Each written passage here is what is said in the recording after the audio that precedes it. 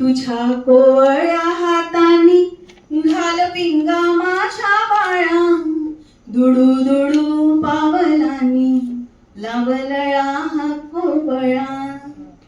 तुझ्या नाजूक ओठांनी मुखी घेरे मऊ भात, सांज वेळ ही उरात माती देवाची आहात. तुझ्या बोबड्या बोलाची ओठी कशी चुळापुळ, मनी हास्याचे काहूर दाटे मायेचा पाझर. तुझ्या डोळ्यांची चमक घनदाट सावली, आई भारावून जाई डोळा भरून या पाही.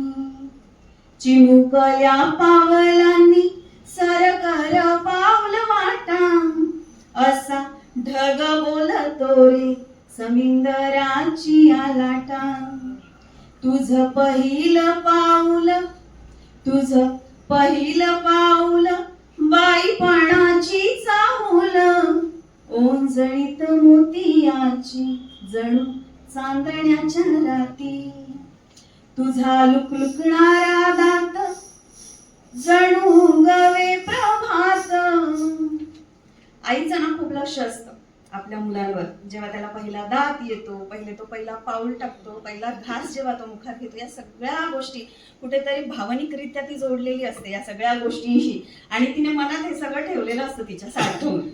जे की बाळ मोठं होतं तसं ती त्याला सांगत जाते. सो मी माझ्या बाळाला हेच सगळं गाऊन म्हणायचे आणि झोपी लावायचे. तर पुढचं कडवं की तुझा लुकलुकणारा दात जणू गवे प्रभात, सोनियाच्या किरणांनी आई वाटे साखर पाक.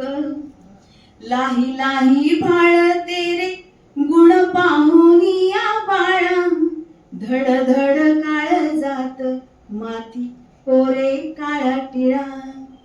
तुझ्या जन्माची या वेळा आठवूनी रे ही माय, चिंब चिंब पाणी डोळा बाप भिजतो सावळा.